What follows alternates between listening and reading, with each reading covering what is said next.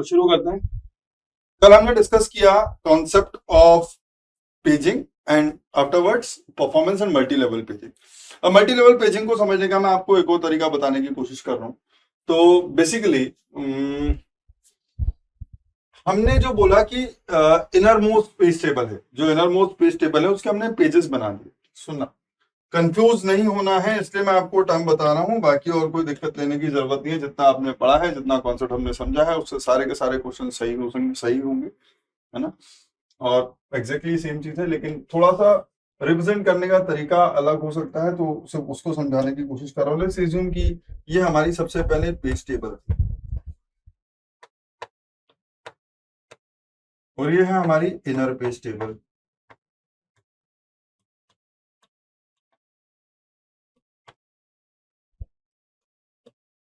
Right, इसके हमने actual में विजुलाइज किए पेजेस। इसको हमने बोला कि चलो सर इसके पेजेस बना दे। इसके अंदर हमने बोला बहुत सारे पेजेस बना। Basically this are nothing but the pages of page table. These are nothing but the pages of page table. तो अगर कोई इसको इस तरीके से विजुलाइज करता है जैसा हमने समझा है, तो इसको बोला जाता है पेजेस ऑफ पेज टेबल, या तो फिर इनको इंडिविजुअल पेज टेबल बोला जाता है। समझना बात को। तो ये एक पेज टेबल है, ये एक दूसरी पेज टेबल है, एक दूसरी पेज टेबल है, but this page tables are at the inner most level. This page tables are at the inner most level. तो दोनों ही चीजें सही हैं। आप इसको पेजेस ऑफ पेज टेबल भी बोल सकते हो, या तो फिर इनको इंडिविजुअली पेज टेबल भी बोल सकते हो, but this page tables are at inner most level. Right, तो कैसे समझा था? दूसरी चीज समझते हैं। सर लॉजिकल एड्रेस का रिप्रेजेंटेशन क्या था? सुनो, this is your logical address.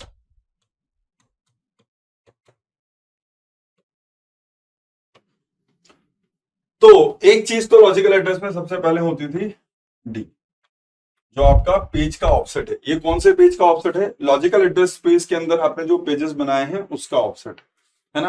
अब उसके अलावा ये पेजेस को डिवाइड करने की कोशिश कर रहे हैं। तो हमने क्या बोला, यहां पर ये फील्ड होगी पी, यहां पर ये फील्ड होगी पी। अब ये फील्ड मल्टीपल पार्ट्स में डिवाइड हो सकती थी। अगर मैं इसको दो पार्ट में डिवाइड करता हूं तो ये P1 एंड D1 हो जाता, ये P1 एंड D1 हो जाता। उसके अंदर P1 क्या रिप्रेजेंट करता? Page number of inner page table. ये रिप्रेजेंट करता page number of inner page table, right. और ये रिप्रेजेंट करता offset with in the page of page table. Clear है इतना? This represents the page number of inner page table, क्योंकि आपकी जो इनर पेज टेबल है इसके फिर से पेजेस हो गए हैं। तो उसमें से किस पेज के लिए आप सर्च कर रहे हो वो इन्फॉर्मेशन मिलेगी यहां से। और ये देगा कि उस इनर पेज के अंदर कितने सेल्स हैं या फिर कितने एंट्रीज हैं, उनमें से हर एंट्री को यूनिकली आइडेंटिफाई करने के लिए जितने बिट्स की रिक्वायरमेंट है। ठीक है, अब कंफ्यूज बिल्कुल नहीं होना, मैं जो चीज समझा रहा हूं उसको लेकर के जाओ। कल वाले कॉन्सेप्ट में हमने हर एंट्री को 1 बाइट की कंसिडर किया था। कल जो मैंने आपको एग्जांपल दिया है उसके अंदर हर एंट्री को 1 बाइट का कंसिडर किया था। अब थोड़ा सा मैं आपको दूसरे तरीके से भी चीजों को एक्सप्लेन करने की कोशिश करूं, है ना। तो अगर मैं इसको पेज टेबल ही मान लूं, अगर मैं इसको पेज ऑफ पेज टेबल ना मानूं और इसको पूरे को एक पेज टेबल ही मान लूं, तो there are number of page tables at inner most level. There are number of page tables at inner most page table. तो क्या होगा, आपके पास 2 लेवल ऑफ पेज टेबल हो जाएंगे। तो जो बाहर वाला है, जो बाहर वाली पेज टेबल है वो हो जाएगी आपकी लेवल 1 पेज टेबल, यस। और ये हो जाएंगी पेज टेबल्स एट लेवल 2। तो मैं इनको पेजेस ना बोल करके अब पेज टेबल बोल देता हूं, कोई दिक्कत है? इनको इंडिविजुअल पेज टेबल की तरह ट्रीट कर लो, इनको इंडिविजुअल पेज टेबल की तरह ट्रीट कर लो। तो अब कहानी क्या होगी, अगर मैं इसको पेज टेबल बोल रहा हूं तो फिर इसको पेज का ऑफसेट बोलने का कोई सिग्निफिकेंस नहीं है। अगर इसको पेज टेबल बोल रहा हूं तो फिर इसको पेज का ऑफसेट बोलने का कोई मतलब नहीं है। तो यहां पर जो सिचुएशन हो जाएगी वो कुछ ऐसी हो जाएगी कि यहां पर ये आपके 2 लेवल्स ऑफ पेज टेबल हो गए, P1 P2। तो ये जो बाहर वाली फील्ड है ये आपकी जो फर्स्ट लेवल पेज टेबल है उसके अंदर से किसी एंट्री को सर्च करने के काम में आएगी। So let's try to understand. यहाँ पर बहुत सारी एंट्रीज हैं। सो इस P1 के बेसिस पे आप किसी एक एंट्री को सर्च करोगे, आप इस P1 के बेसिस पे किसी एंट्री को सर्च करोगे, वहां से आपको बेस एड्रेस मिलेगा, वहां से आपको बेस एड्रेस मिलेगा एक इनर पेज टेबल का, वहां से आपको एक बेस एड्रेस मिलेगा इनर पेज टेबल का। तो ये आपकी है क्या, इनर पेज टेबल।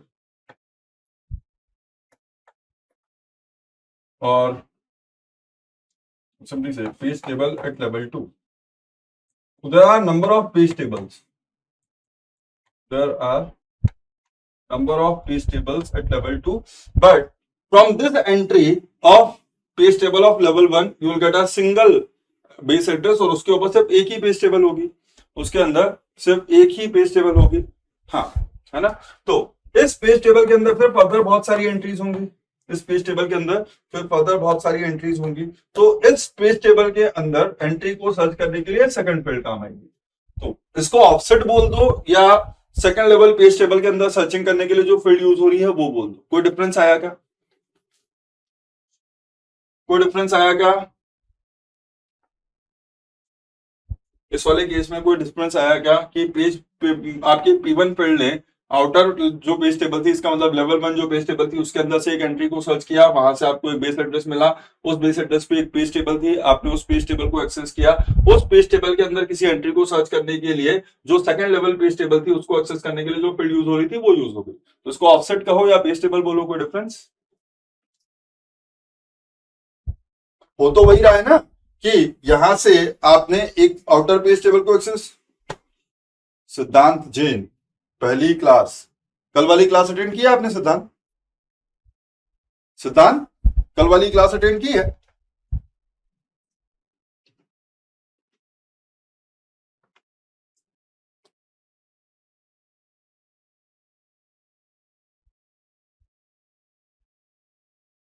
सिद्धांत आई एम आस्किंग समथिंग, कल वाली क्लास अटेंड की है?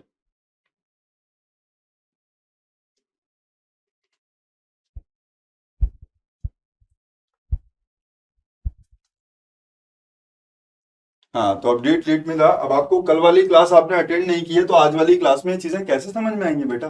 वो मुझसे कहोगे कि सर समझ में नहीं आ रहा तो कैसे करूंगा? आया ना, कल की 3 घंटे की क्लास का पूरा एसेंस है ये जो मैंने लॉजिकल एड्रेस को पी एंड डी में डिवाइड किया, फिर इस P1 पी फील्ड को दो पार्ट P1 एंड P2 में डिवाइड किया, या तो फिर इसको मैंने जो पहले D1 बोल करके और P2 में डिवाइड किया, ये पूरी की पूरी कल की क्लास का एसेंस है ना सिद्धांत। तो देखो, अगर कल वाली क्लास मिस हुई है तो ये वाली चीज तो उसके ऊपर रिलेटेड है, तो मैं ज्यादा कुछ कर नहीं पाऊंगा।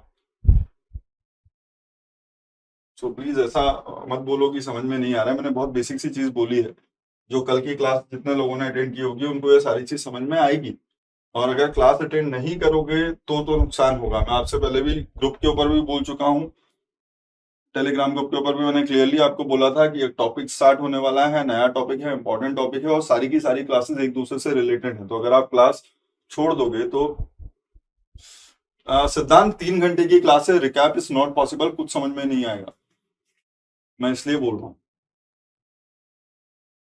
3 घंटे की क्लास है और कल की क्लास शायद 3.5 घंटे अप्रोक्सीमेट चली थी, और तब जाकर के मैं सिर्फ ये पी एंड डी और उसके बाद ये P1 D1 का डिवीजन समझा पाया था। उसके बाद उस टाइम पे भी लोगों को बहुत सारे डाउट्स थे। तो आई विल सिंपली सजेस्ट कि आज जितना समझा रहा हूँ ये जो बेसिक वाला है, इसके बाद हम दूसरी चीज के ऊपर चले जाएंगे। थोड़ा सा मुझे ये चीज समझा देने दो, उसके बाद दूसरी चीज पे चले जाएंगे। लेकिन अभी अगर आपने कल की क्लास मिस नहीं की है तो मैं अभी इस पॉइंट ऑफ टाइम पर इस चीज को क्लियर नहीं कर पाऊंगा, बहुत मुश्किल है।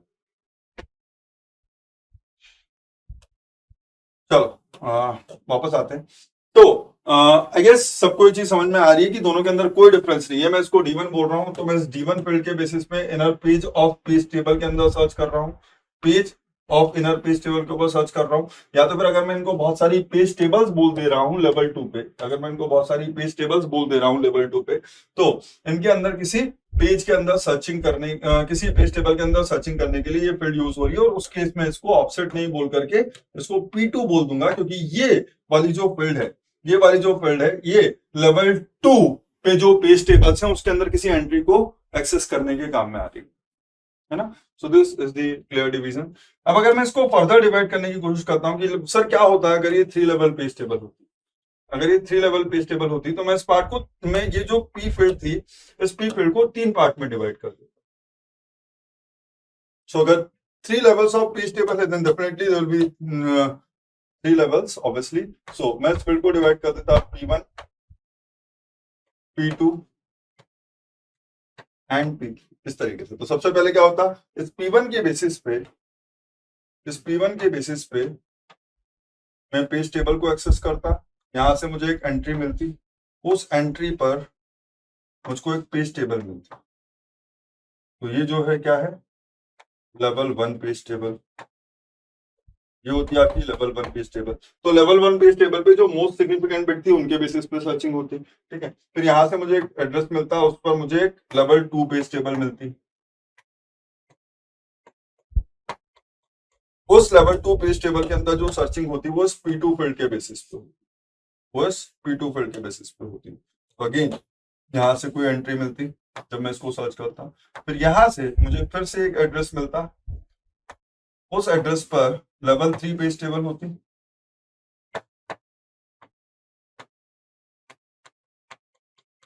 ठीक, उस लेवल 3 पेज टेबल के अंदर मैं इस थर्ड एंट्री के बेसिस पे सर्च करता, और यहां से मुझे फिर ultimately this the last level of page table. तो इस लास्ट लेवल से मुझे क्या मिलेगा, इस last level of page table की एंट्री से मुझे क्या मिलेगा, इस लास्ट लेवल की एंट्री से मुझे क्या मिलेगा, prim. So from here I'll get the prime number.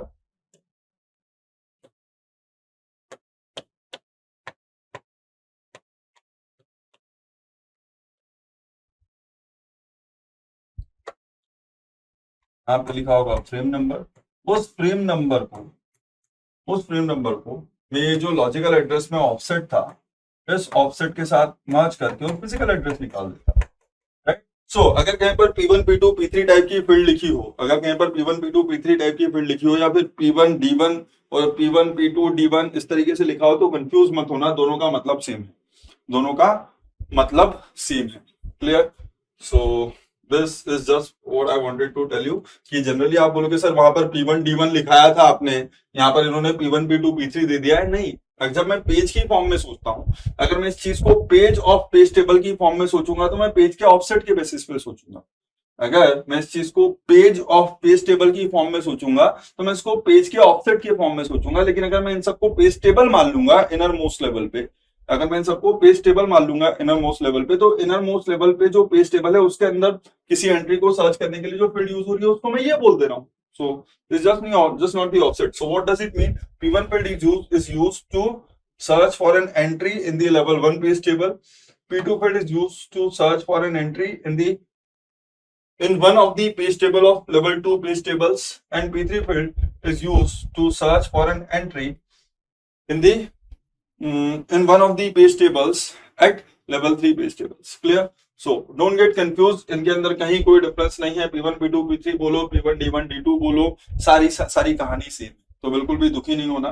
तो आपको जनरली इस फॉर्म में चीजें देखने को मिलेंगी, लेकिन आपको इंट्यूशन वहां से जो मैंने कल आपको बताया था कि पेज की साइज बहुत ज्यादा है, मैं उसको स्टोर नहीं करा, आपकी पेज टेबल की साइज बहुत ज्यादा है, मैं उसको स्टोर नहीं करा पा रहा हूं, इसलिए मैंने उसको भी पेजेस में डिवाइड कर दिया था. उस तरीके से मैंने उसको बोला कि ये मल्टी लेवल पेज टेबल है. क्लियर. ओके.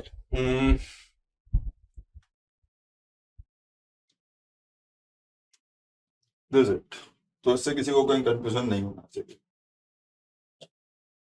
क्वेश्चंस की फॉर्म में मैं सारी चीजें और अच्छे से क्लियर करा दूंगा, अभी कोई दिक्कत देने की जरूरत नहीं है. जितना आपने समझ लिया है उतना बहुत है. अगर आपको वो चीज क्लियर है तो उतना सफिशिएंट है. अब वापस से बात करते हैं. सर आपने कल ये बोला कि जितनी प्रोसेसेस सिस्टम में होंगी, किसी पॉइंट ऑफ टाइम पर जितनी प्रोसेसेस मेन मेमोरी में होंगी, हर प्रोसेस की अपनी पेज टेबल होगी, और वो सारी की सारी पेज टेबल्स मेमोरी में स्टोर होंगी. राइट. हर प्रोसेस की अपनी पेज टेबल होंगी और वो सारी की सारी पेज टेबल्स मेमोरी में स्टोर होगी. इसका मतलब a lot of memory space will be wasted in storing the page tables if there are large number of processes. Yes और नो. समझ में आ रही बात कि अगर बहुत सारी प्रोसेसेस हैं सिस्टम के अंदर मेन मेमोरी में, और हर प्रोसेस की पेज टेबल को मेन मेमोरी में स्टोर कराना है, तो मेन मेमोरी हर प्रोसेस की पेज टेबल को मेन मेमोरी में स्टोर कराना है, तो पेज टेबल को स्टोर कराने का अपना खुद का ओवरहेड ही बहुत ज्यादा हो जाएगा in terms of main memory, right? That a lot of space will be wasted in storing the page tables of the processes. Therefore, a new concept is suggested, which is known as inverted paging. So next thing is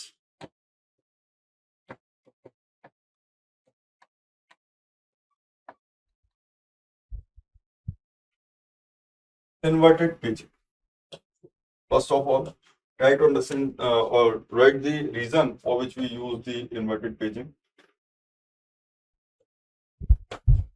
We need to store the page tables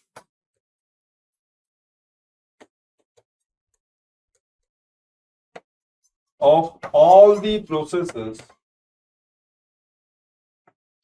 We need to store the page tables of all the processes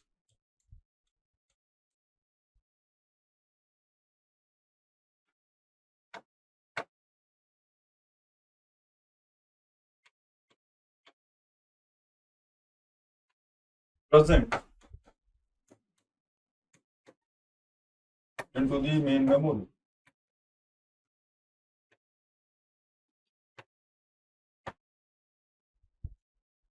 And this increases the overhead of storing the page tables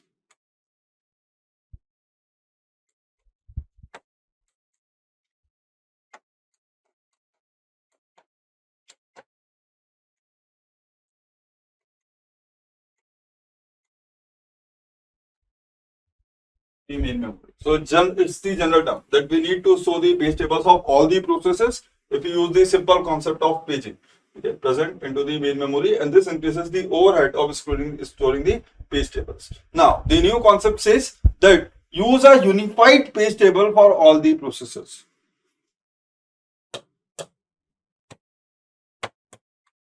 In inverted paging,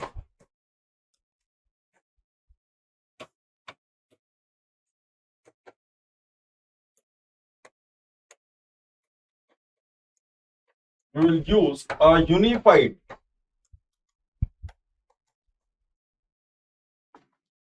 page table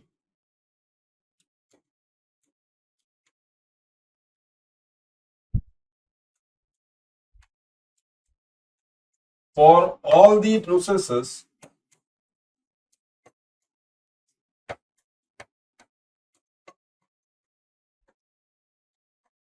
present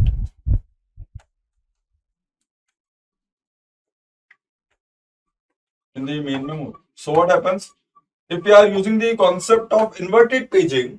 तो सिर्फ एक ही page table होगी और सिर्फ उसी एक page table में सारी की सारी प्रोसेसेस की पेजेस की इंफॉर्मेशन रखी होगी। अब बात समझना, प्रोसेसेस कितनी भी हो, लेट्स एज्यूम कि 100 प्रोसेसेस हैं, ये सब समझने के लिए है। लेट्स एज्यूम कि आपके पास 100 प्रोसेसेस हैं and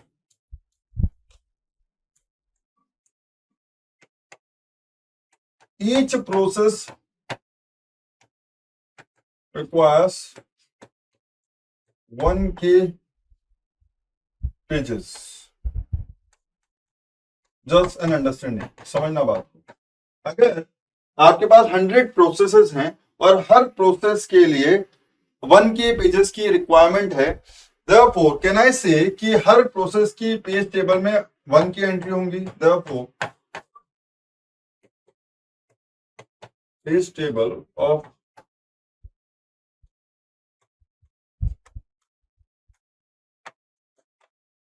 लिखना नहीं है, इसको सिर्फ समझाने के लिए बोल रहा हूं।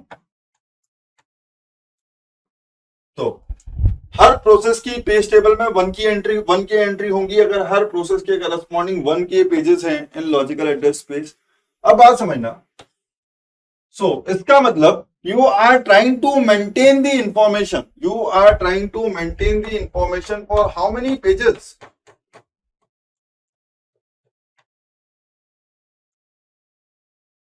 For each process you are trying to maintain the information of 1K pages and there are 100 such pages, so you are actually trying to maintain the information into the main memory for 100K pages. Yes or no?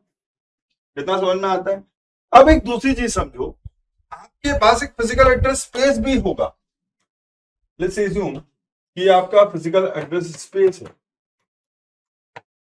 And let's say only 512 frames in physical address space. Main memory की size के ऊपर depend करेगा ना, ये तो main memory की size के ऊपर डिपेंड करेगा कि आपके पास ओवरऑल कितने फ्रेम्स हैं फिजिकल एड्रेस स्पेस में। अब बात समझना, तो 512 कहानी समझो, 512 फ्रेम्स हैं, so this are your 512 frames. So इसके अंदर से कुछ फ्रेम्स प्रोसेस P1 को अलोकेटेड होंगी, कुछ फ्रेम्स प्रोसेस P2 को अलोकेटेड होंगी, कुछ फ्रेम्स प्रोसेस P3 को अलोकेटेड होंगी एंड सो ऑन, कुछ फ्रेम्स 100th प्रोसेस को अवेलेबल होंगी। यही होगा, समझ में आता है? इसका मतलब अब अगर मैं बोल रहा हूं कि अगर आपके पास टोटल सिर्फ 512 फ्रेम्स ही हैं फिजिकल एड्रेस स्पेस में, तो चाहे यहां पर हर प्रोसेस को 1K पेजेस की रिक्वायरमेंट है और ऐसी 100 प्रोसेसेस हैं, लेकिन ओवरऑल ये सारी की सारी 100 प्रोसेसेस के मैक्सिमम पेजेस जो मेन मेमोरी में हो सकते हैं वो कितने हो सकते हैं? ये सारी की सारी 100 प्रोसेसेस के करस्पॉन्डिंग, जो maximum pages physical address space में हो सकते हैं वो कितने हो सकते हैं? Tell me.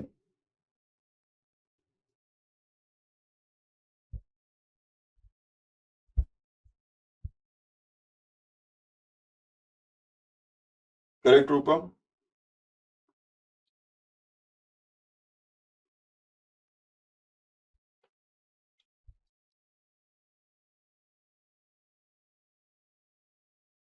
Correct Ruchi?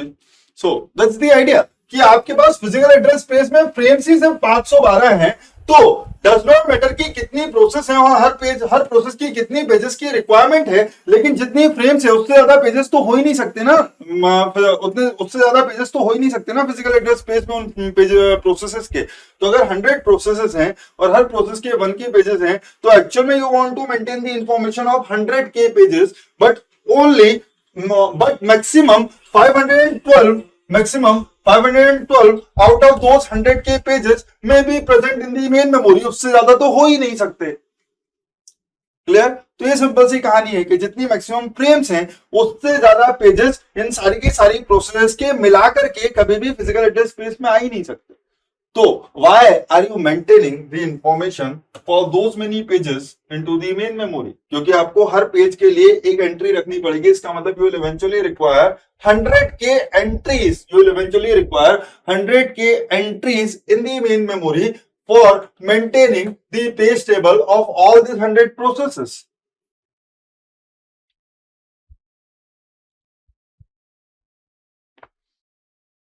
You will eventually require 100K entries if you try to maintain the page table of all the 100 processes into the main memory. But almost 90% of them will not be present in the main memory. Almost 90% of them will not be present in the main memory. So why are you wasting that much amount of time in maintaining the page table when there cannot be those many pages in the physical address space itself?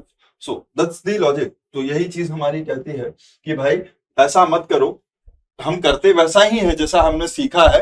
ये सिर्फ एक concept है, क्योंकि इसकी अपनी limitation है, ये search time को इंक्रीज कर देता है। तो यहाँ पर क्या बोलता है, in inverted paging we will use a unified page table for all the processes present in the main memory. What does it mean? That is a single page table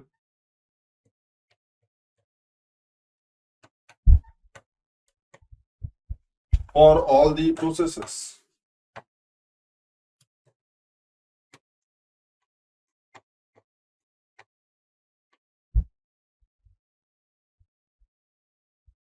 Known as inverted page table.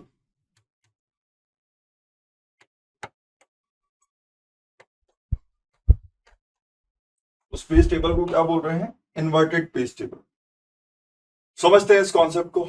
तो this is your CPU, this is your CPU, and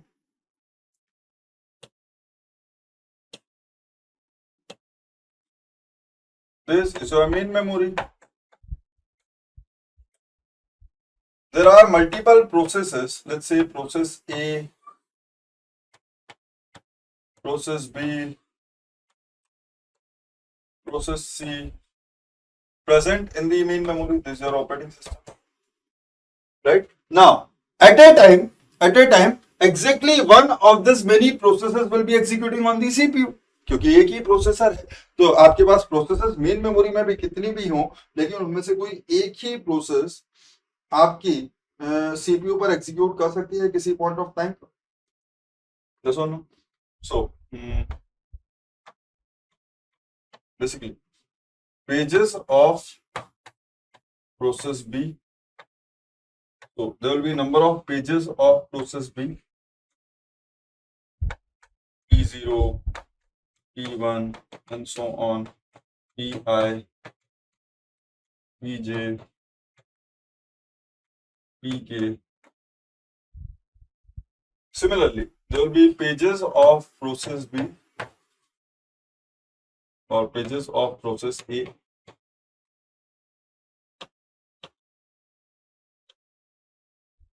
So आप ये समझते हो कि processes के page number तो same होते ही हैं, P0, P1, then there will be some page I for process A as well, there will be some page J for process B as well, and there will be some page K for process A, page I, J and K for process A as well as process B.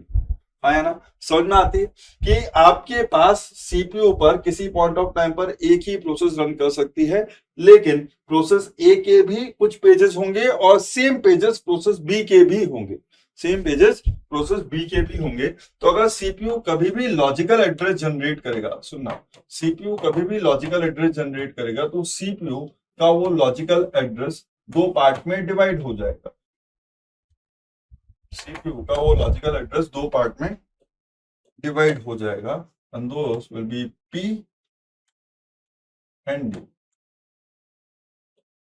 यहां से आपको मिलेगा page number, यहां से आपको मिलेगा page number. अब बात समझना, यहां से जो भी पेज नंबर मिल रहा है वो पेज नंबर प्रोसेस ए के लिए भी हो सकता है और वो पेज नंबर प्रोसेस बी के लिए भी हो सकता है. हाँ या ना? वो पेज नंबर प्रोसेस ए के लिए भी हो सकता है और पेज नंबर प्रोसेस बी के लिए भी हो सकता है.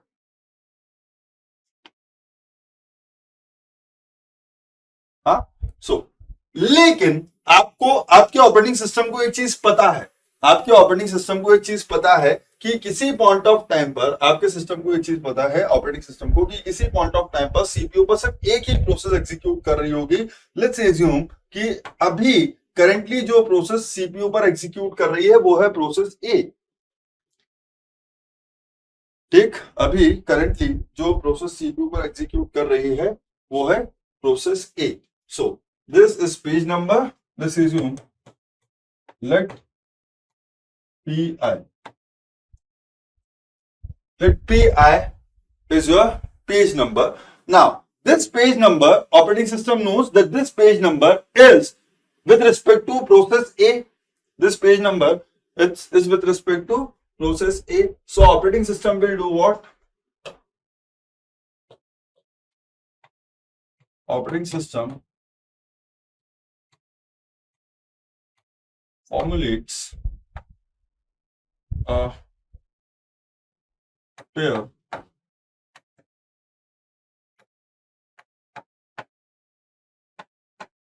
page number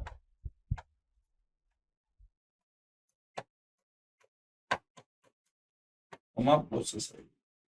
Operating system based on this can formulate that what is the page number and what is the process ID for which जिसके corresponding आप उस पेज को सर्च कर रहे हो. आया ना?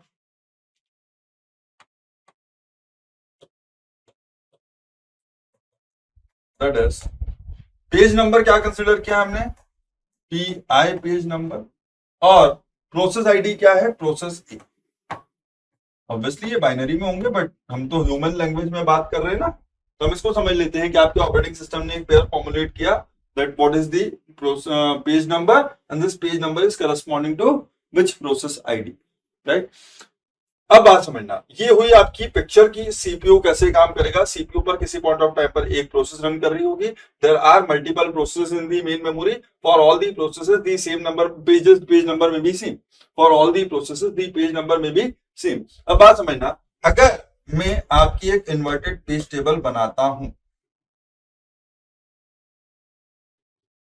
अगर मैं आपकी एक इन्वर्टेड पेज टेबल बनाता हूं और उस इन्वर्टेड पेज टेबल में सिर्फ एक इंफॉर्मेशन स्टोर करता हूं, क्या? Page number. उस इन्वर्टेड पेज टेबल में सिर्फ एक इंफॉर्मेशन शो करता हूं, पेज नंबर. तो अगर आप सिर्फ पेज नंबर पीआई के बेसिस पे सोचते तो पेज नंबर पीआई प्रोसेस ए का भी हो सकता था, प्रोसेस बी का भी हो सकता था और प्रोसेस सी का भी हो सकता था. तो सिर्फ पेज नंबर के बेसिस पे आप नहीं बता सकते कि इस प्रोसेस के लिए ये वाला पेज किस फ्रेम में रखा हुआ है. सिर्फ पेज नंबर के बेसिस पे आप ये नहीं बता सकते कि इस पर्टिकुलर प्रोसेस के लिए जो सीपीयू पर रन कर रही है उसके लिए पेज पीआई मेन मेमोरी की किस फ्रेम में रखा हुआ है. इसके लिए आपको इन्वर्टेड पेज टेबल में दो इंफॉर्मेशन चाहिए होंगे. तो this is your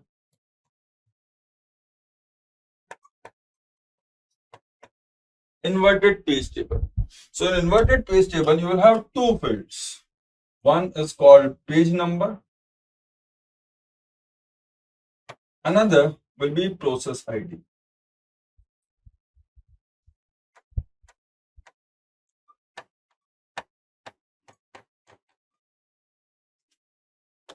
Right? So there will be number of entries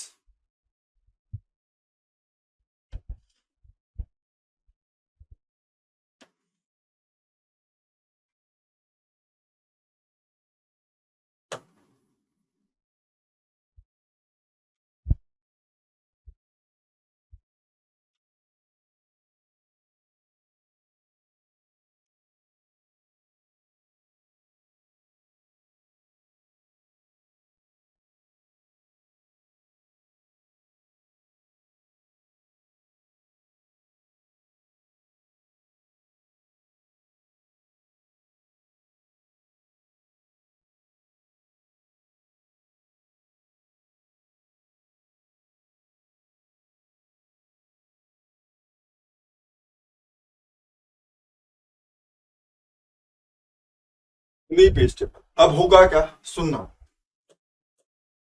यहां पर ये कुछ इंफॉर्मेशन 0 1 2 3 4 और 5 4 5 etc. and there is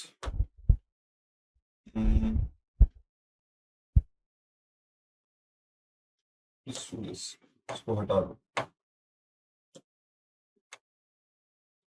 return होता है.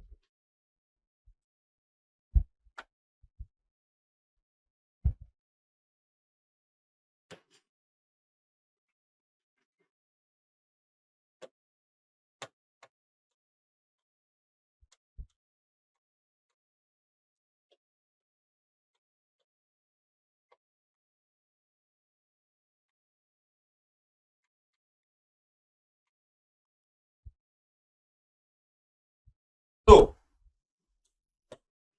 सुनना, अच्छे से समझने की कोशिश करना.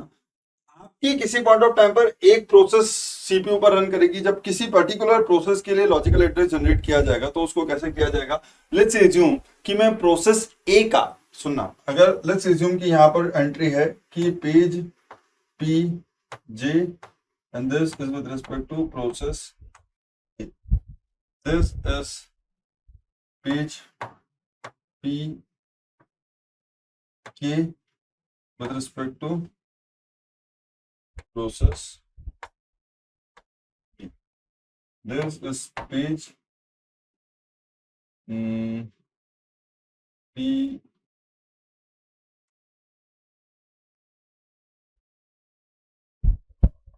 J with respect to process B. This is some I, page I of process B, and somewhere here you have information about page PI. This is your process A. So you can say, so there are number of pages, but सारी के सारे pages सुनना, there may be number of pages corresponding to a process, but उस process के सारे page main memory में किसी point of time पर सेम पॉइंट ऑफ टाइम पर अवेलेबल हो, क्या ये जरूरी है? नहीं सर, बिल्कुल जरूरी नहीं है, राइट? सो लेट्स सी कि यहाँ पर भी कुछ ना कुछ डाल देता हूँ. यहाँ पर मैंने पेज J डल गया है, पेज J डल गया है, ये प्रोसेस बी का है IJK, इसका प्रोसेस ए का I और J डल गया. यहाँ पर लेट्स अज्यूम प्रोसेस K का J डला हुआ है, and so on. So this the information. अब बात समझना, होगा क्या जब ये वेक्टर जनरेट हो जाएगा, जब ये वेक्टर जनरेट हो जाएगा, then we will search for this vector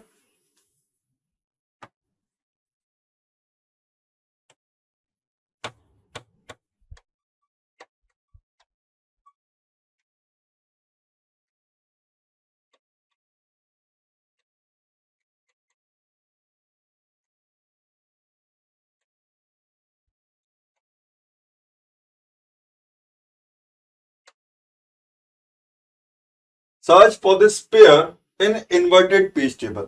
important चीज कि ये जो सर्च होगी ये एक लीनियर सर्च होगी.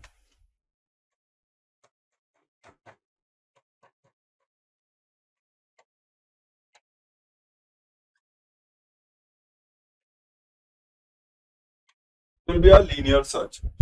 Now, sir, why linear search? क्योंकि ये आपके जो नंबर्स हैं, ये आपके जो नंबर्स हैं, इनके करस्पॉन्डिंग पेज टेबल इंडेक्स नहीं है.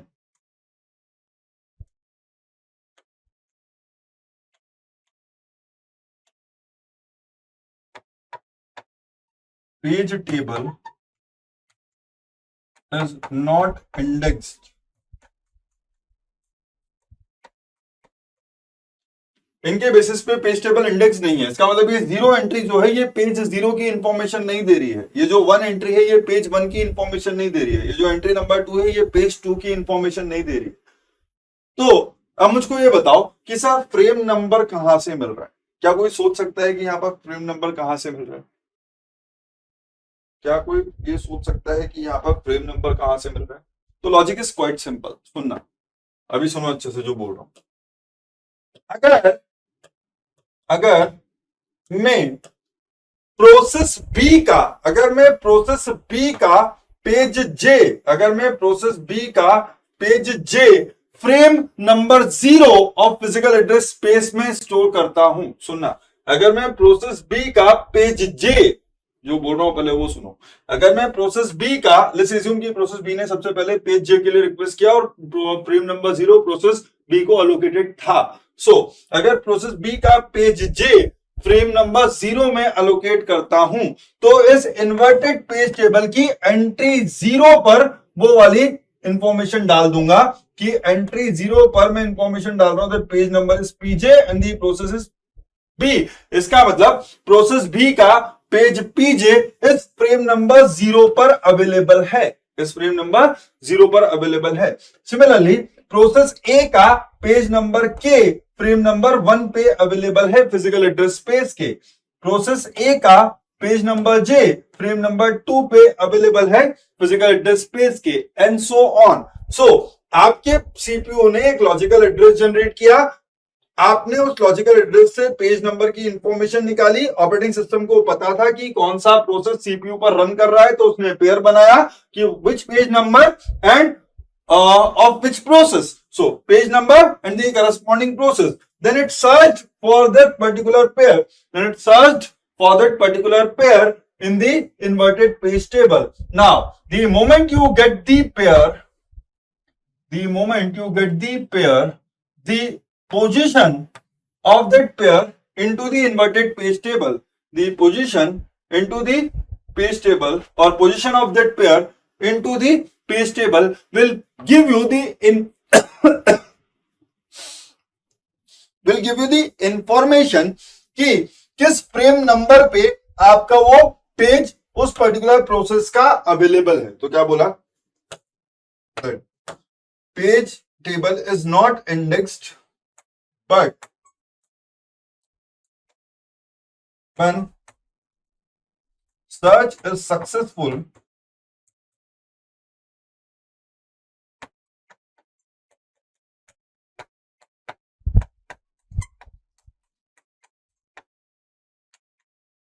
then this number provides the information about page number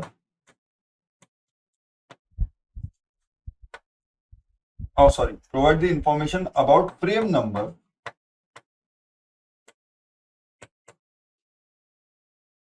at which the corresponding page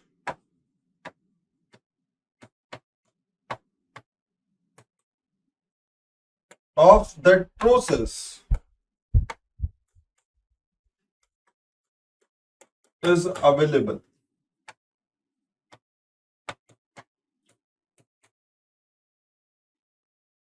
समझे बात को? क्या बोला कि आपकी पेज टेबल की ये जो एंट्रीज हैं इनके बेसिस पे कोई इंडेक्सिंग नहीं है, लेकिन जब भी सीपीयू कोई लॉजिकल एड्रेस जनरेट करेगा तो ओएस उससे पेज नंबर निकालेगा और ओएस को उसका प्रोसेस आईडी पता है, वो उस पेयर को इस इन्वर्टेड पेज टेबल में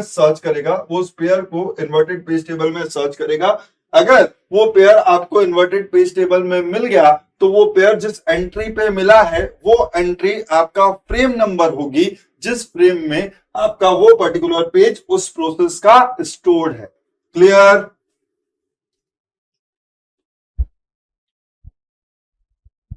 क्लियर है सबको?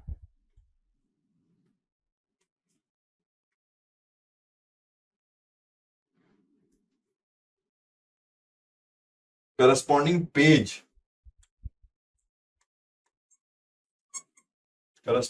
page of that process is available. बोलो समझ में आया कि नहीं? कि अब मेरे पास बहुत सारी पेज टेबल नहीं है, सिर्फ एक ही पेज टेबल है और उसी पेज टेबल से मैं सारी की सारी चीजें कर रहा हूं. But the problem is what? That it will be a linear search, therefore slow. हाँ, जो सर्च होगी उसमें बहुत ज्यादा टाइम लग जाएगा क्योंकि यहाँ पर इंडेक्सिंग नहीं हो रही है, यूज नहीं हो रही है, इसलिए सर्च को परफॉर्म करने में बहुत ज्यादा टाइम लग जाएगा. And that's the reason that we don't use the concept of inverted page table, क्योंकि हमको एक्चुअल में परफॉर्मेंस के साथ तो खेलना नहीं है, परफॉर्मेंस को तो इंप्रूव करना ही है. अरे बोलोगे समझ में आया कि नहीं?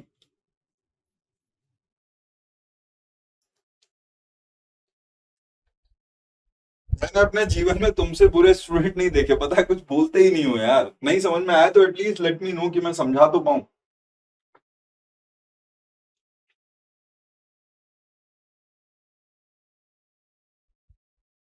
चलो, अब अगर मैं आपसे पूछूं कि इन्वर्टेड पेज टेबल में कितनी एंट्रीज होंगी, अगर मैं आपसे ये पूछूं कि इन्वर्टेड पेज टेबल में कितनी एंट्रीज होंगी तो कितनी एंट्री होंगी, बस मुझे ये बता दो. So you have understood the concept.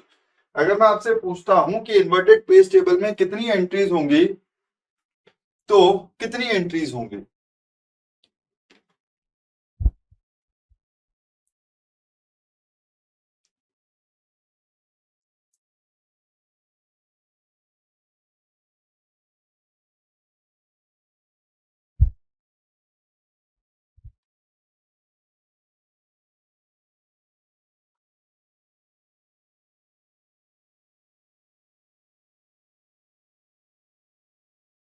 Correct Adarsh?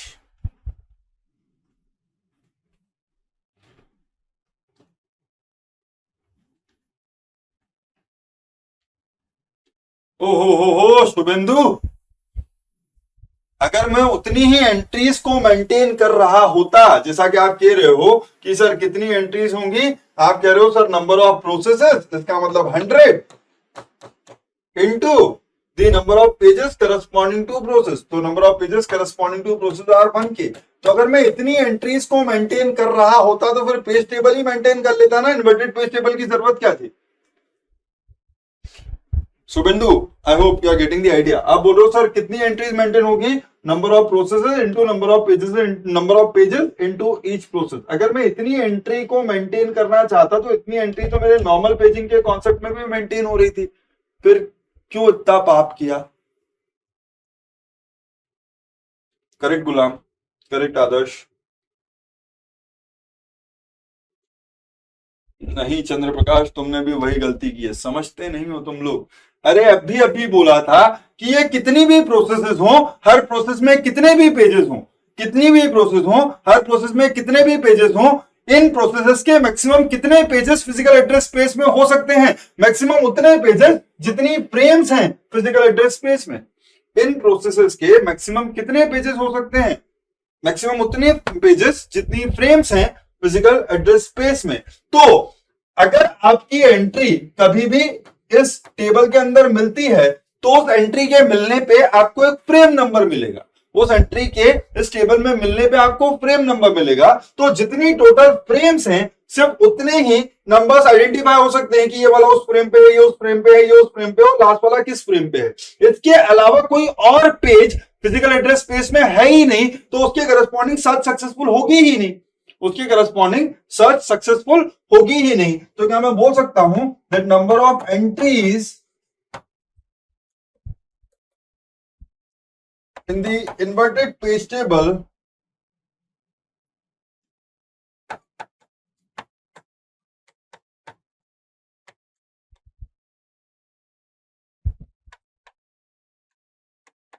will be equals to number of frames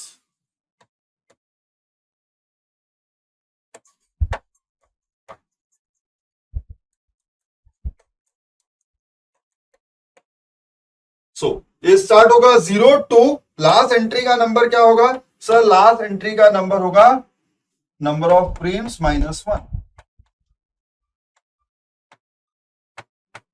last entry का जो नंबर होगा वो क्या होगा? Number of frames -1। एक सेकंड,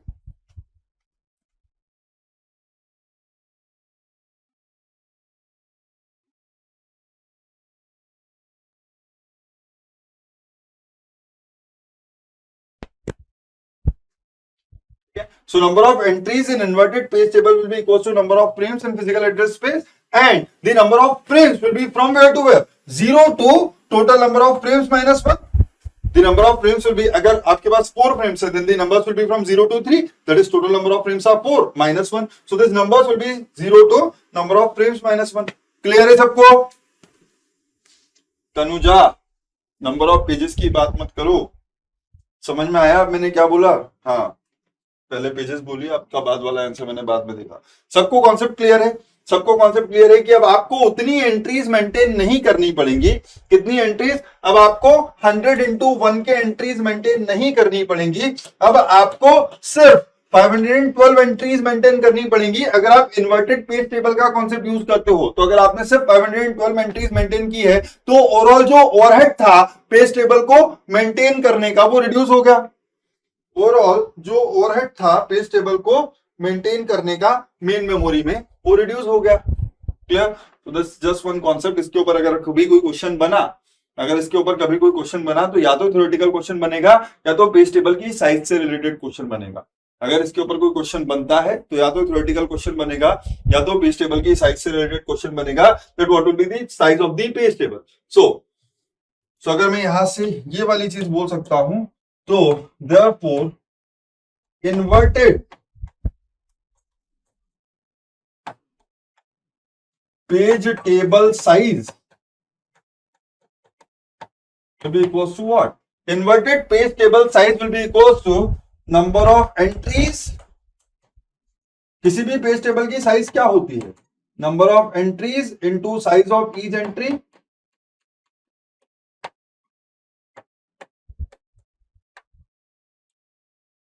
और यहां पर जो नंबर ऑफ एंट्रीज होंगी वो हमेशा किसके इक्वल होंगी?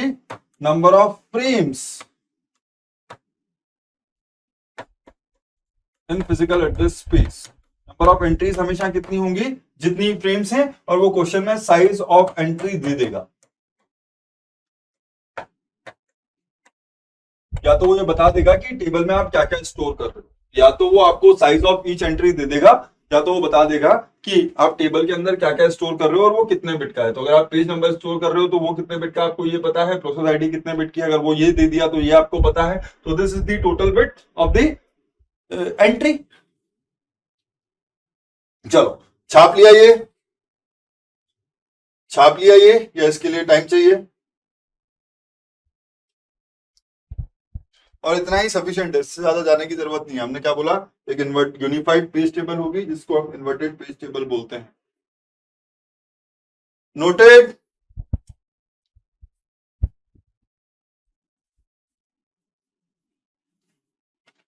क्या लिखा मैंने? फॉर्मूलेट्स।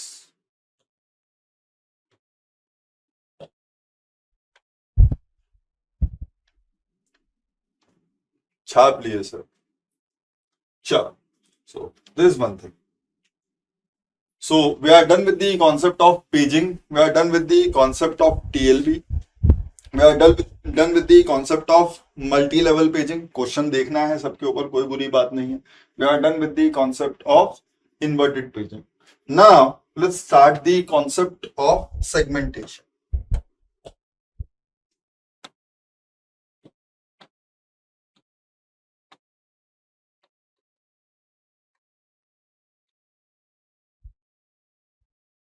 Next concept is the concept of segmentation.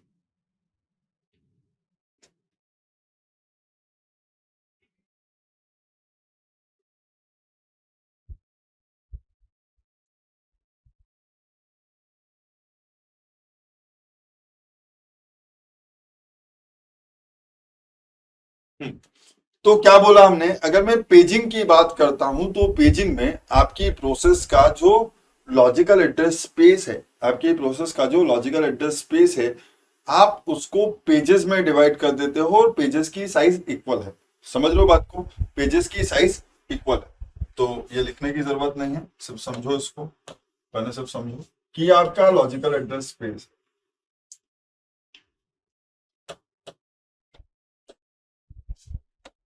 समझना सर, ये आपका लॉजिकल एड्रेस स्पेस है, और इस लॉजिकल एड्रेस स्पेस में बहुत सारी एंट्रीज हैं। सो इस लॉजिकल एड्रेस स्पेस को आपने इक्वल साइज के पेजेस में डिवाइड कर दिया।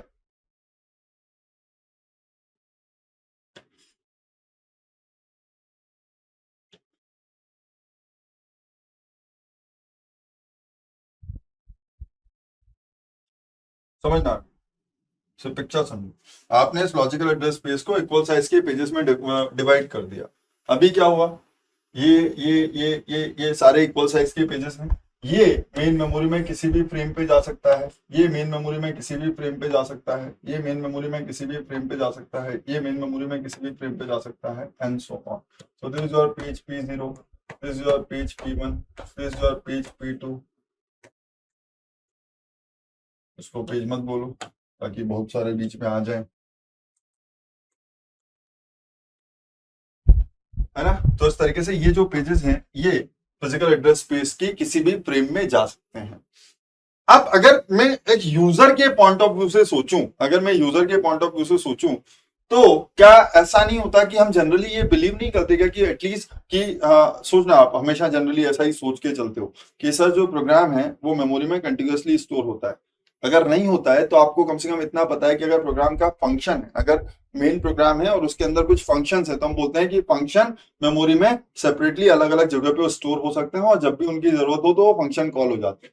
यही बोलते हैं क्या हम कि आपके प्रोग्राम में अगर बहुत सारे फंक्शंस हैं तो फंक्शन मेमोरी में अलग अलग जगह पर स्टोर हो सकते हैं, और जब भी मैं उन फंक्शन को कॉल करता हूं तो मैं उस जगह से उस फंक्शन को कॉल कर लेता हूं, और फंक्शन एटलीस्ट कंटिन्यूअसली स्टोर होता है। हम ये मानते हैं ना कि पूरा का पूरा प्रोग्राम चाहे कंटिन्यूअसली स्टोर ना हो, लेकिन फंक्शन मेमोरी में अलग अलग जगह पे स्टोर हो सकते हैं, और वो फंक्शन एटलीस्ट कंटिन्यूअसली स्टोर होते हैं। ऐसा एज्यूम करके चलते हैं ना, यही सोचते हैं ना कि ये फंक्शन लिखा हुआ है वहां पर, तो ये इस मेमोरी एड्रेस पे लिखा हुआ है। फंक्शन F2 इसका स्टार्टिंग एड्रेस ये है, फंक्शन F3 इसका स्टार्टिंग एड्रेस ये है। तो हम यही मान के तो चलते हैं कि उस एड्रेस से कम फंक्शन कंटिन्यूअसली स्टोर होगा, है या नहीं? पेजेस के बारे में तो हम सोचते ही नहीं है ना। बोलो यस और नो।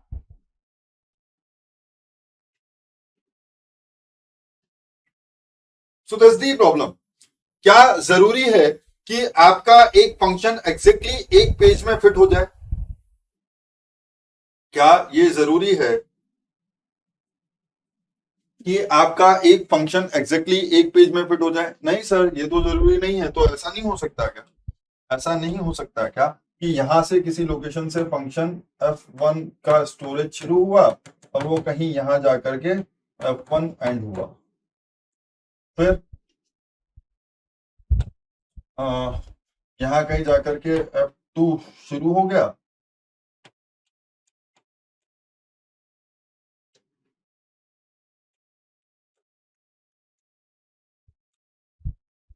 और यहां कहीं जाकर के F2 एंड हो गया। तो इस तरीके से तो, लेकिन ये कंटिन्यूस तो नहीं रहे। क्यों? क्योंकि अब आधा फंक्शन जिस फ्रेम में पेज 0 स्टोर्ड है वहां चला गया, और ये आधा फंक्शन जिस पेज में जिस फ्रेम में पेज 1 स्टोर्ड है वहां चला गया। सिमिलरली F2 आधा कहां चला गया? जिस फ्रेम में पेज 1 स्टोर्ड है वहां। रिमेनिंग पार्ट कहां चला गया? जहां पर पेज P2 स्टोर्ड है वहां। और रिमेनिंग पार्ट कहां चला गया? जहां पर पेज P3 स्टोर्ड होगा जिस फ्रेम में वहां, है ना। तो ये थोड़ा सा हमारा जो यूजर का व्यू है प्रोग्राम को समझने का, उसको रिस्पेक्ट नहीं देता है हमारा पेजिंग का कॉन्सेप्ट, है ना। सो अब हम क्या करते हैं, हम प्रोसेस को बेसिकली लॉजिकली रिलेटेड पार्ट्स में डिवाइड करने की कोशिश करते हैं। अब हम क्या करेंगे, प्रोसेस को लॉजिकली रिलेटेड पार्ट्स में डिवाइड करने की कोशिश करेंगे, जैसा हम समझते हैं या फिर जैसा हम चाहते हैं कि प्रोसेस उस तरीके से डिवाइड होनी चाहिए। तो अब हम कुछ ऐसा करेंगे। अब आप उसको दूसरी तरीके से भी समझ सकते हो। आप उसको देखो, आपने सेगमेंट किस बेसिस पे बनाए हैं, ये आपने जो लॉजिकल डिवीजन किया है वो किस बेसिस पे किया है, ये आपकी चॉइस है। आपने लॉजिकल डिवीजन किस बेसिस पे किया है, ये आपकी चॉइस है। तो लेट्स ट्राई टू अंडरस्टैंड कि एक प्रोग्राम में क्या क्या होता है। सर, जब एक प्रोसेस बनेगी तो उस प्रोसेस को एक लॉजिकल एड्रेस स्पेस मिलेगा। उस प्रोसेस को एक लॉजिकल एड्रेस स्पेस मिलेगा। उस लॉजिकल एड्रेस स्पेस में, सुनना, उस लॉजिकल एड्रेस स्पेस में आप इस तरीके से भी डिवीजन मान सकते हो कि कुछ स्पेस होगा जो कोड को स्टोर करने के लिए यूज हो रहा होगा, इसका मतलब इंस्ट्रक्शन को स्टोर करने के लिए। कुछ स्पेस होगा जो डेटा को स्टोर करने के लिए यूज हो रहा होगा। कुछ स्पेस होगा जो प्रोसेस को स्टैक की फॉर्म में ग्रो करने के लिए एलोकेट हुआ होगा, और कुछ स्पेस उसको हीप की फॉर्म में अवेलेबल होगा, है ना। यही होता है ना, यही होता है ना। अब सोचो, आप प्रोसेस का आधा कोड कहीं और रख दो, प्रोसेस का आधा कोड कहीं और रख दो, तो जनरली कोड तो पूरा का पूरा एग्जीक्यूट होगा। सो द आइडिया इज कि अब आप उसको हर बार ट्रांसलेशन में लेकर के जाओगे कि भैया ये वाला कोड, ये वाला जो सीपीयू ने एक लॉजिकल एड्रेस जनरेट किया है, इस इंस्ट्रक्शन को एक्सेस करना चाहता है, इसका ये किस पेज नंबर पे है, दूसरा इंस्ट्रक्शन किसी और पेज में हो सकता है, तीसरा इंस्ट्रक्शन किसी और पेज में हो सकता है। तो आपको मल्टीपल पेजेस को मेमोरी में रखने की जरूरत पड़ेगी, और वो पेजेस को ढूंढना पड़ेगा। तो एक लॉजिकल डिवीजन ये हो सकता है कि भाई आप कोड को पूरा का पूरा कंटिन्यूअसली एक जगह पे रखवा दो, आप डेटा को कंटिन्यूअसली पूरा का पूरा एक जगह पे रखवा दो। स्टैक के लिए जो स्पेस एलोकेटेड है वो एड्रेसेस मेमोरी में किसी एक जगह पे रखवा दो। हीप के लिए जो एड्रेसेस अवेलेबल हैं वो एड्रेसेस मेमोरी में किसी एक जगह पे रखवा दो। अब जो कहानी है वो ये कि कोड के लिए जो स्टोरेज रिक्वायर्ड होगा या जो स्पेस रिक्वायर्ड होगा, वो जरूरी नहीं है उतना ही हो जितना डेटा के लिए स्पेस रिक्वायर्ड है। सिमिलरली स्टैक के लिए जो स्पेस रिक्वायर्ड है वो इन दोनों में से किसी के भी बराबर हो, ये भी जरूरी नहीं है।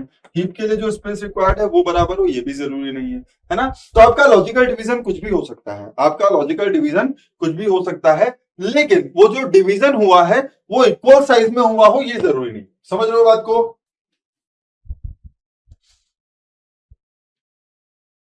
समझ रहे हो बात को कि ये जो डिवीजन हुआ है ये इक्वल साइज में हुआ हो ये जरूरी नहीं है, बट अल्टीमेटली मैं क्या करता हूं, सो सेगमेंटेशन में लिखना, so it tries to preserve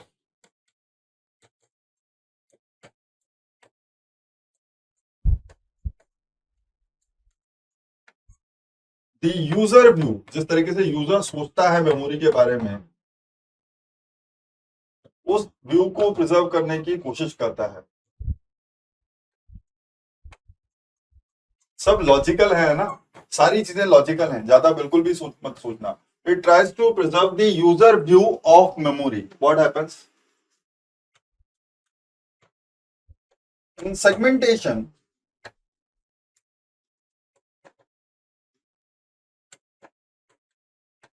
logical address space of our process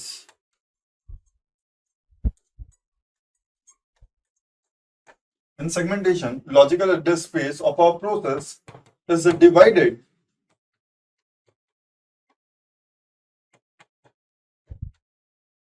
into number of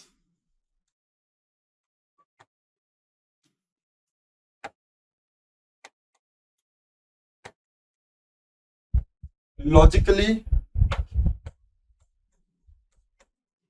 related parts. Logically, this division can be based on anything. This division can be based on anything. तो उसके बारे में मत सोचो. This in segmentation, logical address space of our process is divided into number of logically related parts. Each part is called as segment of logical address space. Each part is called as segment of logical address space. So let's try to understand कि मैं ये नहीं बोलता कि ये क्या है, कि ये कोड है, डेटा है, क्या है, मुझको नहीं पता, मुझको नहीं पता कि ये क्या है, but this data is logically related with itself. This data is logically related, this data is logically related, this data is logically related. हो सकता है ये फंक्शन हो सकता है ये दूसरा फंक्शन हो सकता है ये तीसरा फंक्शन हो, ठीक है, हो सकता है ये कोड का डेटा हो सकता है ये कोड का मेमोरी स्पेस हो सकता है ये डेटा का मेमोरी स्पेस हो सकता है ये स्टैक का मेमोरी स्पेस हो, एंड सो ऑन। तो वो डिवीजन कैसे हुआ है उसके बारे में नहीं सोचते, बट लॉजिकल एड्रेस स्पेस, ये जो आपका टोटल लॉजिकल एड्रेस स्पेस है,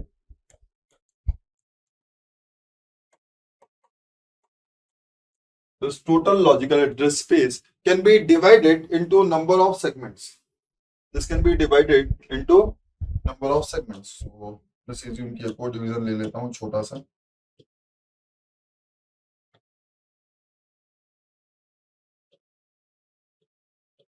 let's say this is your segment 0, this is your segment 1, this is your segment 2, this is your segment 3, and this is your segment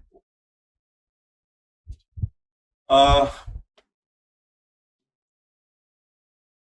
So क्या बोला हमने sir, इन segmentation logical address space जो था आपने उसको logically related parts में divide कर दिया और हर पार्ट को क्या बोला है, सेगमेंट बोला है। Now what happens,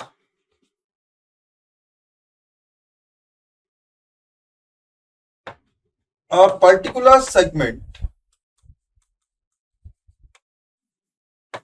of logical address space is stored, a particular segment of logical address space is stored contiguously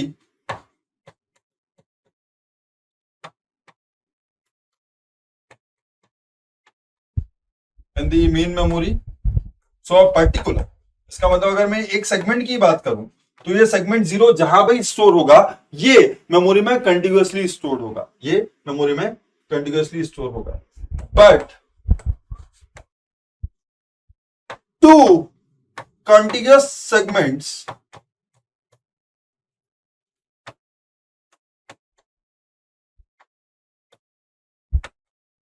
of logical address space to contiguous segments of logical address space need not be stored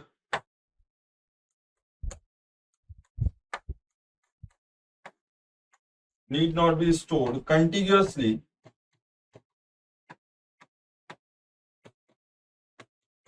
in physical address space और main memory. एक ही बात। तो एक particular segment का data memory में continuously stored होगा, लेकिन segment S1 के तुरंत बाद सेगमेंट S2 का डेटा स्टोर्ड हो फिजिकल एड्रेस स्पेस में, ऐसा जरूरी नहीं है। तो आपके सेगमेंट्स नॉन कंटिन्यूअसली स्टोर्ड हो सकते हैं, बट डेटा और the content of a particular segment will be stored continuously. Now important thing here is,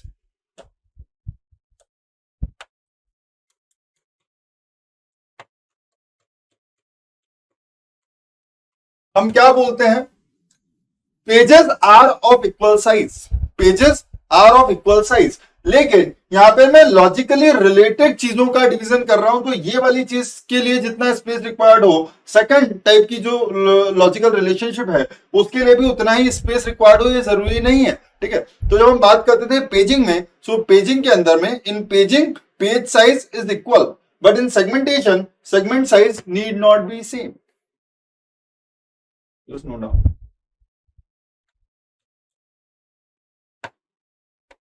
Segments of logical address space need not be of same size. Segments of logical address space need not be of same size. कुछ चमका क्या कहने की कोशिश कर रहा हूं कि अब मैं पेजेस की फॉर्म में चीजों को नहीं देख रहा हूं, अब मैं चीजों को देख रहा हूं सेगमेंट्स की फॉर्म में। अब मैं चीजों को देख रहा हूं सेगमेंट्स की फॉर्म में, कि मैंने अब जो total, so this the total space logical address space, it means this the complete process, right? But here we are not dividing this process into the equal size parts known as pages, but we are dividing this logical address space into related parts which are known as segments. So this is it. Clear है सबको? So that's the idea कि अब मैंने segment बना दिए हैं। अब ये सेगमेंट कैसे फिजिकल एड्रेस स्पेस में स्टोर होंगे उसकी बात कर लेते हैं।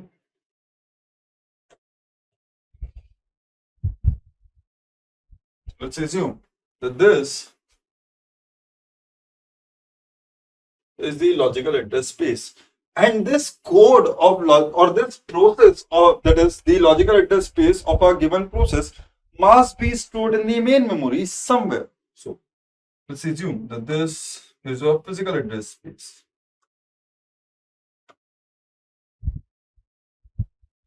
Hello. Thank you.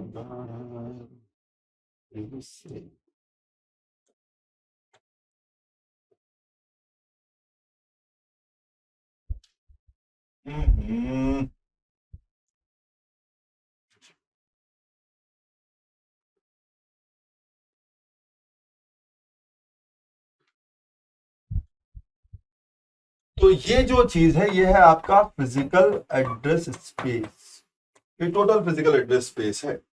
ये तो बहुत बड़ा है, ले लेते हैं। ये ऊपर से चलते चलते चलते चलते चलते आया और ये कोई स्टार्टिंग एड्रेस है, ये एक एड्रेस है।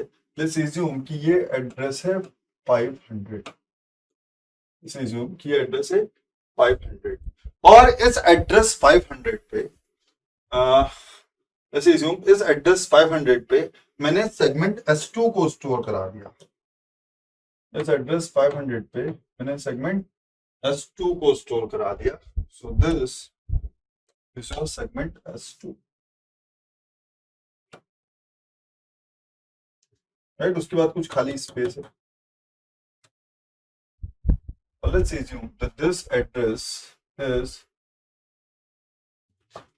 पहले मैं इनकी साइज को थोड़ा सा सोचते हुए, इनका जितना बड़ा मैंने इनको बनाया है उसके हिसाब से इनको कुछ एड्रेसेस दे देता हूँ। सो लेट्स अज्यूम कि ये है आपका 150 बाइट्स, ये उससे थोड़ा सा बड़ा लग रहा है तो इसको let's say the size of this segment is 250 bytes, ये उससे थोड़ा सा और बड़ा है, so let's say this segment is of 300 bytes, let's say this is of 550 bytes.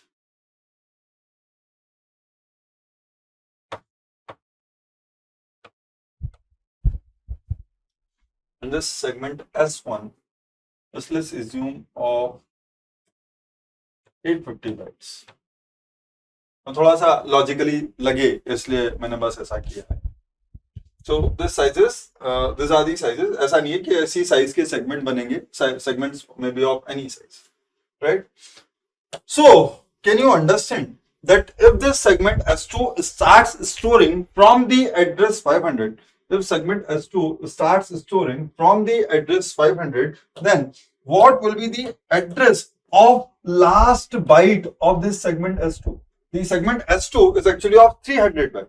The segment S2 is of actually 300 byte. So first byte of S2 is available at address 500. So the last byte should be available at address 799. Yes or no? If this address is S2, if this S2 is of 300 byte, as we defined this, then basically if the starting address or the address of the first byte of the segment S2 is 500, then the address of the last byte of segment S2 will be 799. So this is a segment S2. Then let's assume that this is the address. 800 चला गया तो ये बढ़िया लग रहा है, इसको address 1000 रखो, एड्रेस 1000 है, और इस एड्रेस 1000 पर लेट्स assume कि मैं सेगमेंट S1 स्टोर करा देता हूं. इस एड्रेस पर मैंने सेगमेंट S1 स्टोर करा दिया. So the segment S1 is of size 850 byte. So starting from 1000, so this 1000 is the address of the first byte. So starting from 1000, the address of the last byte of segment S1 will be 1849. So 1000 to 1849, 850 bytes. Fine.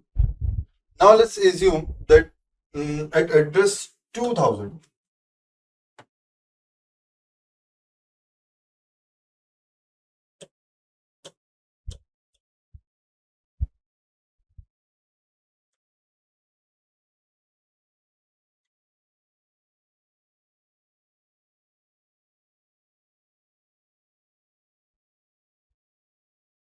so what you need to understand, ये बीच में जो space है, ये बीच में जो space है, इस space में किसी और प्रोसेस के सेगमेंट स्टोर हो सकते हैं. The segments of some other process can be stored in this region. Nothing like कि मेमोरी में सिर्फ एक ही प्रोसेस होगी, नहीं, ये तो हम जानते ही हैं, मेमोरी में बहुत सारी प्रोसेस हो सकती हैं एट द सेम टाइम. हाँ, सो लेट्स एज्यूम कि एड्रेस 2000 पर मैं ये सेगमेंट S4 स्टोर करवा देता हूं. S4 S2 से थोड़ा सा छोटा लग रहा है ना.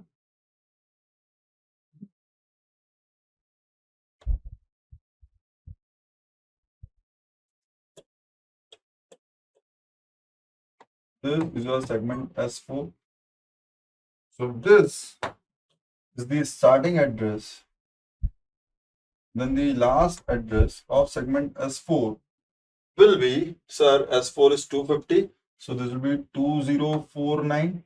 Oh, sorry, 2249.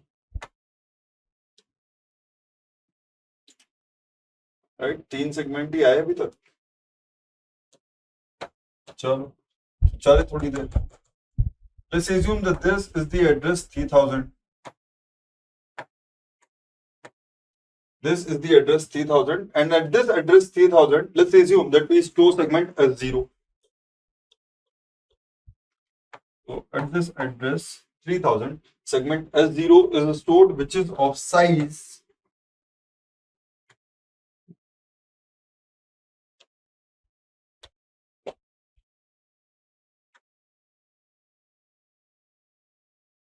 550 byte, therefore 3549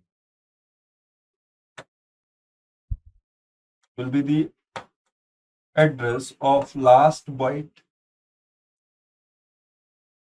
सो S0 हो गया, S1 हो गया, S2 हो गया, S4 हो गया, S3 बचा है भैया, S3 बचा है सर, यहाँ पर स्टोर करा दो S3 को। लेट्स सी कि ये आपका 3800 एड्रेस है, this address is 3800 in decimal.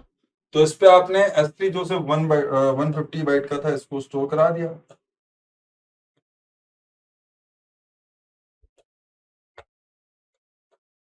This is your segment S3 और इसका जो लास्ट एड्रेस होगा, क्योंकि ये 150 बाइट का है, तो इसका लास्ट एड्रेस होगा 3949। और इसके अलावा मेमोरी और भी है, दुनिया में और भी पाप है करने के लिए, ठीक है। तो ये आपका ओवरऑल फिजिकल एड्रेस स्पेस है। इतनी कहानी सबको क्लियर है कि ये जो स्पेस है मैं यहाँ पर कुछ भी और स्टोर कर सकता हूँ, यहाँ पर कुछ और स्टोर कर सकता हूँ। तो ये जो सेगमेंट है, सबसे पहली चीज तो ये कंटिन्यूअसली स्टोर नहीं हुआ सेगमेंट, सबसे पहले तो कंटिन्यूअसली स्टोर नहीं हुआ, कोई ऑर्डर भी नहीं है कि अगर S0 के बाद S1 होगा नॉन कंटिन्यूअस हो, लेकिन S0 के बाद S1 होगा फिर S2 होगा, ऐसा भी नहीं है। So segments can be stored anywhere in the main memory और the physical address space.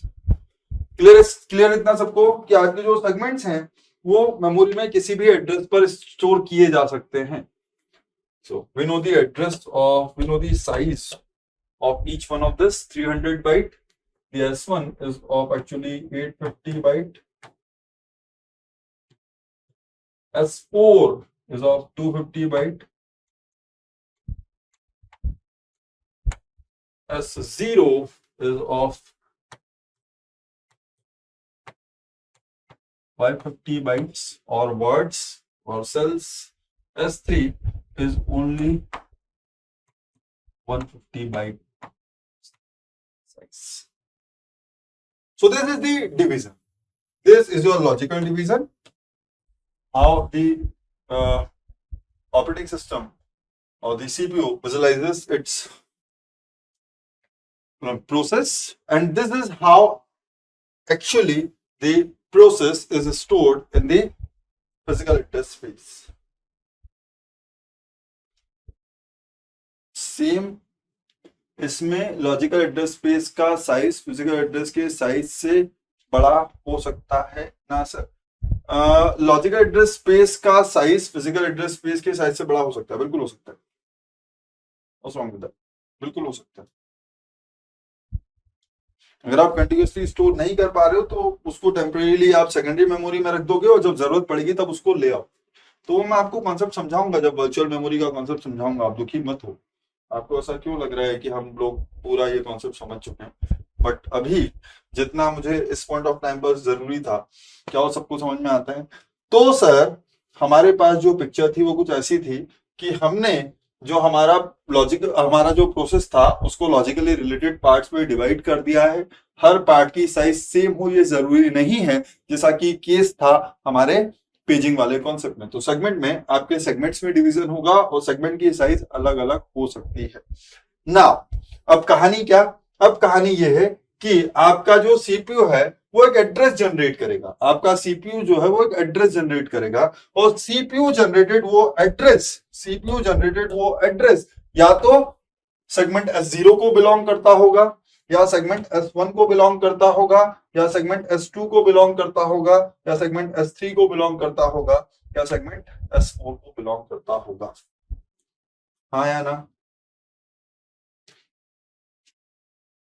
Clear? So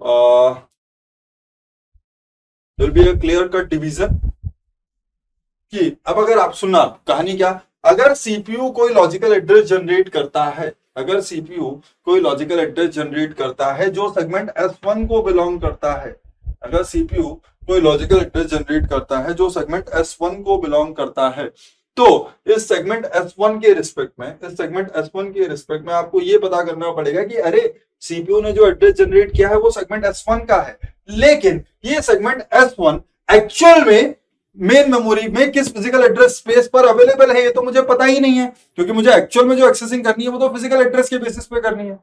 actual में जो एक्सेसिंग होगी वो तो फिजिकल एड्रेस के बेसिस पे होगी। So concept is quite simple कि इस बार आपका जो लॉजिकल एड्रेस है वो दो पार्ट में डिवाइड हो जाएगा।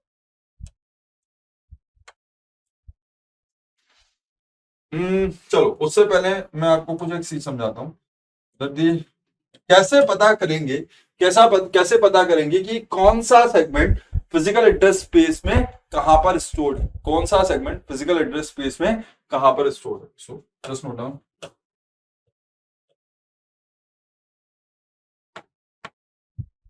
Information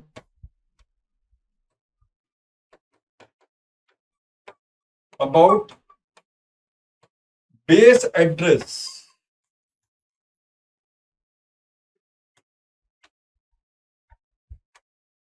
of a segment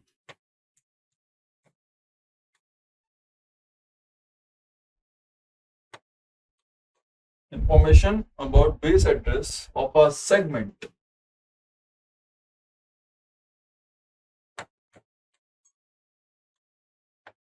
in a physical address space is obtained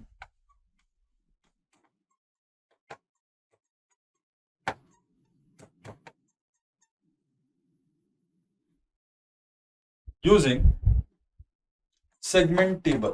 So here वहां पर जैसे पेज टेबल होती थी वैसे ही मैं यहां पर एक सेगमेंट टेबल का यूज करूंगा। सो बेस एड्रेस क्या है किसी सेगमेंट का, बेस एड्रेस क्या है किसी सेगमेंट का इन फिजिकल एड्रेस स्पेस, और base address of a segment is obtained. So आप इससे कंफ्यूज मत हो जाना, क्योंकि आपका जो सेगमेंट है वो एक्चुअल में फिजिकल एड्रेस स्पेस का पार्ट है। आपका जो सेगमेंट है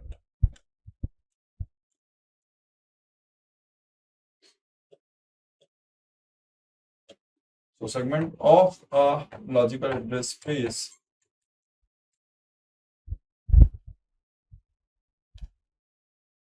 is obtained using segment table. So let me define the segment table now.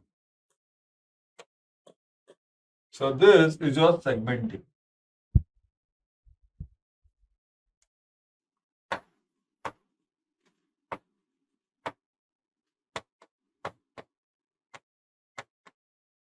So how many entries will be there?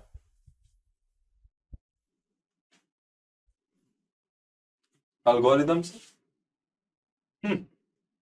algorithm नहीं पढ़ना हमको, नहीं आती है ना, मतलब जरूरी है वो, लेकिन यहाँ पर हमको ज्यादा दिमाग लगाना ही नहीं है। अच्छी अच्छी चीजें करो, ज्यादा दुखी होने की जरूरत नहीं। तो मैं आपसे पूछूं कि कितनी एंट्रीज होंगी सेगमेंट टेबल में, अगर मैं आपसे पूछूं कितनी एंट्रीज होंगी सेगमेंट टेबल में, तो कैन यू टेल मी कि कितनी एंट्रीज होंगी सेगमेंट टेबल में? अरे कितनी एंट्रीज होती थी पेज टेबल में, कितनी एंट्रीज होती थी पेज टेबल में, एंट्रीज होती थी पेज टेबल में, जितने पेजेस होते थे लॉजिकल एड्रेस स्पेस के उतनी। पेज टेबल में कितनी एंट्रीज होती थी, जितने पेजेस थे लॉजिकल एड्रेस स्पेस में उतनी। तो सेगमेंट टेबल में कितनी एंट्रीज होंगी, सेगमेंट टेबल में उतनी एंट्रीज होंगी जितने सेगमेंट हैं लॉजिकल एड्रेस स्पेस में। Yes, so the number of entries, number of 5 entries, right? So 1 2 3 4 5। अभी समझना, अभी मैं कुछ बता रहा हूं आपको। तो यहां से सबसे पहली चीज तो आपको मिलेगी बेस एड्रेस। क्या सर? Base address sir. कितने सेगमेंट है? 5 सेगमेंट है, इसलिए 5 entries. So this is your segment 0, this is your segment 1, this is your segment 2, this is your segment 3, this is your segment 4. So what is the base address of segment 0? Sir, base address of segment 0 is start segment 0 starts storing from address 3000. Therefore base address of segment 0 is 3000. Sir, what is the segment what is the base address for segment 1? Segment 1 start storing from address 1000. और यहां पर मैं सारी information decimal में दे रहा हूं। यहां पर ये जो सारे एड्रेसेस हैं ये डेसिमल में है, तो don't worry about it. And segment 2 start storing from the address 500। तो आपको ये बेस सेगमेंट टेबल बता देगी कि आप जिस चीज के लिए सर्च कर रहे हो वो कहाँ है। Segment 3 starts storing from the address 3800 and segment 4 starts storing from the address 2000।